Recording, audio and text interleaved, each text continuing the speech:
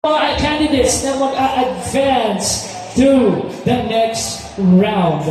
And the decision will come, okay, from our judges. And I have seen earlier now they have submitted all of the scorecards or score sheets. And in a few moments from now, we'll be having the results. And we will hand over an award, mustache, together with, marami po tayo. I'm going to announce later on what will they be receiving right after the announcement. But in the meantime, criteria for judging, physique and body proportion, we got personality and character 30%, and theme presentation 20%, audience impact 10%, total of 100%, all in all. So, easy done, Cinerama Complex. I know that you are pretty much excited sa ating big announcement na magaganap in a few moments from now. We are now tabulating the scores. Ito na po ang ating mga candidates. Palakpakan po natin mga kaibigan. Show them your support! Show them your love! Alright. So we have 6 gentlemen, or 6 hunks and 6 babes who are battling it out para sa ating next round, and good luck po sa inyo, and you did a terrific job, and I think you all deserve to win, but we also, we will be depending on the judges' decision, so good luck po sa inyong lahat. Sa pagkakataong ito, I know that there are some people who are, who wants to know better their candidates. Okay, pag sinabi natin mga candidates, nandito po sila, baka pwedeng makahingi ng what you call this, a quick, fast talk sa ating mga candidates. Maaari po ba yan? Okay, I know you're gonna permit me. Mabilis lang naman po ito. I have a question for the guys, ang ating mga hunks. Okay, so we have, bigay ko sa akin na isang quality mo na kung bakit may karapatan kang umadvance sa Grand Finals. Isang quality lamang na meron ka. Okay, para sa iyo, candidate number 1, ano yung quality na meron ka? Siguro sa mature, sa pag-handle ng katawan. Handle ng katawan. Okay, so how you maintain yourself, how you carry yourself. Why not? Why not? Thank you so much. And good luck to you, candidate number 1. Candidate number 2, para sa iyo, ikaw, ano ang sa palagay mo magbibigay sa iyo ng edge para maka-advance sa Grand Finals? I'm a very persistent person. Gagawin ko lahat para manalo mo. Gagawin mo ang lahat para mabati. You're a very persistent person, ano? Nakatakot ako lumapit sa iyo. Candidate number 3! Thank you so much for joining this round. And syempre, ano ang qualities na meron ka? Isa na lang pala, isang quality na meron ka na bakit may karapatan na ikaw ay maging sasunod na Grand Finalist. Siguro yung hindi ko paginto sa pagsubok, sa anumang dumating pagsubok. Kasi naniniwala ako na ang sumusuko ay hindi nagwawagi. At ang nagwawagi ay hindi sumusuko. Yun lang po ang sinabi. Thank you so much. Very well said. Very well said. Thank you. Lahat sila naganda na sagot. So, candidate number 4, ikaw, anong edge mo? Siguro yung pala nito, yun lang. Salamat. Yung smile, yung power smile, sinasabi natin yung personality yan, kasama yan. And syempre, kasama sa ating criteria yan. How about you? Candidate number 5. Para sa iyo, ang iyong quality para maka-advance sa next round. Being physical fit and good looking for Simple as that. Simple as that. Good looking, and of course, ang kanyang mga personality. Nakita niyo naman, candidate number 5. And syempre, hindi pa tapos yan. Candidate number 6, malaman natin, para sa iyo, bakit you have the edge na makaabante sa ating Grand Finals? Ano po, hindi ko lang naman po ito ginagawa para sa sarili ko. Also, this is my dream din po. So, masali ko sa mga ganito is para po maka-inspire ng mga kalalakihan ko na mag-engage po sa fitness, and also to promote my advocacy na mental health awareness through fitness po. Very well said. Ang galing ng mga candidates natin. Ang mga hunks, palakpakan natin. Hunks! Pagkatapos ng hunks sa ladies naman tayo. Ito pinakamainit. Bakit ba nagkupa ko? Anyway, okay. So I'll start with candidate number 1 all the way. Babalik ako sa iyo, okay? Candidate number 1, we have big number 1. Ito na. Ibahin ko lang, i-rephrase ko lang ito. Okay? Hindi siya actually parang question na binigay ko sa ating mga hounds. Sa inyo, okay. Ito. Medyo hindi pa lang natin. Hawig din sa tinanong ko kanina. If you will become a title holder, okay? Ikaw yung maging title holder natin sa Babes.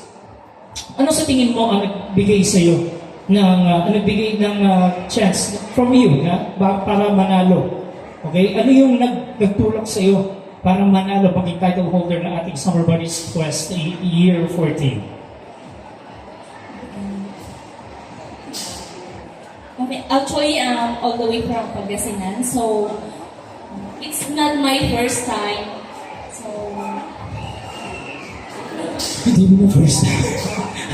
Okay, anyway. Sige. Ano yung isang masasabi mo na meron ka? What do you possess? Okay? Na bakit? Ikaw ay magiging isang title holder ng Summer Bodies Quest. Anong meron ka na dapat masabi natin na itong bibigay ng pagkapanalo sa'yo? siguro hindi lang sa kagandahan, hindi lang din sa kagandahan ng katawan. And of course, dapat ipakita mo kung sino ka. Win or lose, kailangan ilaban mo. Galing. Sino ang nanay mo? Thank you so much. Para baka natin candidate number 1. Okay, let's specific candidate number 2. Okay, candidate number 2. Okay, so I love that confident. I love the confident. Lahat kayo meron yan eh. Pero syempre kailangan, you have to outshine yourselves, each other. You have to outshine each other. Okay, so para sa'yo, magpipagtutulak sa'yo sa tagumpay, ano meron ka dapat? Of course, those people who supported me in this journey. Actually, I am first hesitant to join this pageant because I'm not actually good at this one, but I'm really appreciative of those people who pushed me to join this, as it gives me confidence and as they see the potential with me. So that's the thing that will help me. Potential, confidence, yan. Kasama yan, di ba? So, everybody, all the ladies here are beautiful. So, may ako sa inyo, parang, ito yung moment na kailangan, you have to know better eh. Kailangan makilala natin ang gusto lahat ng ating mga candidates before we announce yung ating result later on. So, candidate number 3. Hi, how are you? Overwhelmed po sa pag-welcome po ng mga tao dito sa ECM. Diba, is it your first time here in ECM? Yes po. Okay, so para sa iyo naman, okay, candidate number 3, ano magbibigay ng ano yung quality na meron ka para umabot maging title holder natin? Discipline po, and I love what I'm doing po. I do it with all my heart po, so that I'm confident na deserve ko po manalo. Whenever lahat po kami is deserve manalo. Thank you. Thank you so much. A wonderful answer. Thank you so much. And yan po ang ating candidate number 3. We still have 3 more at makikilala natin sila in a few seconds, in a few minutes. Ikaw, candidate number 4. Kamusta ka naman? Okay lang. Okay lang, okay. So, how young are you again? 19 years old. 19 years old, okay. You are from? Muntinlupa City. Muntinlupa City. Okay, so, para sa'yo, okay, I know, aside from beauty, aside from confidence, ano pa yung masasabi mo?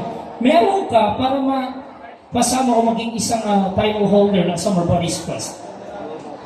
Para po sa akin, I have an attitude and with a heart and aura. That's all. Meron siyang attitude tsaka hot na aura. Di ba? Tignan mo naman. Yeah? So, candidate number 4, thank you so much. And dalawa na lang ang kikilalanin natin dito. Alright. So, para sa iyo, candidate number 4, kamusta ka muna? I'm good. Did you enjoy your the portion earlier na kung saan lahat ng tao dito sa Isitan ay nag-enjoy na pinapanood ka, pinapalapakan ka? You know, how do you feel? What do you feel ng moment na yun? First of all, thank you so much everyone, and I am so happy that I'm hearing all your support. Yun nga, napansin mo, di ba? Lahat sila halos sa, actually lahat sa inyo eh. Lahat ng buong isita na naging excited eh. Na paglabas ninyong lahat. So, para sa iyo, what do you possess? Para masabi natin na, kung ikaw ay aabot dyan, magiging title holder ka, ano tingin mo nagpanalo sa iyo? Well, I believe this event is not just about the realm, your skills, and the beauty that you have. I believe I possess, I am passionate, and I have a heart for this kind of event. I am confidently enough to showcase what I have in behalf of all my imperfection. I am perfectly imperfect. Thank you. Very well said. Very well said. Isa pa akong tanong sa'yo, babunusan kita ng isa. Gusto... Ano? Ano mo? Talaga! Si Mami ba na doon? Mami, batuan-tuwa ang support. Okay, pero isang question na lang bibigay sa kanya. Kung magiging best friend mo si Orduha, okay lang ba sa'yo? Si Orduha, nakita niyo. Siya yung sa mga guest namin dito na napakabait niyan. At saka si Miss Colombia pala, acknowledge ko lang po si Miss Colombia, there she is. Napaka-number, mga supporters natin dito yan sa Isidan Cinerama Complex. So thank you so much. Okay, in a few moments from now, okay, we still have one more candidate to ask. Okay, so in a few moments, we're going to release and announce the results of this afternoon's elimination round. Ito na tayo. Candidate number 6. Baby number 6, kamusta ka naman? Okay naman po. Okay, where are you from, by the way? I'm from Silang, San Mateo, Rizal. San Mateo, Rizal. So, na-traffic ka pa kanina all the way here? A little bit. A little bit. Okay. For you, if I would ask you, what do you possess? What quality do you possess? Wait, what will push you doon sa ating coronation? Imagine the moment, ano? Imagine the moment na ikaw na kinokoronahan, binibigyan ka namin ng sash. We have the certificate of appreciation that you are our queen of the SUMMERBODIES Quest. What do you possess in reaching that part, in that moment? For me, I believe that knowing my limit, because knowing your limit, you know how to handle yourself. And best of, this is a summer month, so you know how to handle your capability as a person since I was diagnosed to have a UTI. So I need to limit myself with regards to salt and about that one. So you need to know how to handle yourself as well as know your limits in regards to how to handle your stress. Thank you so much. Nag-nosebleed ako ng konti ito na.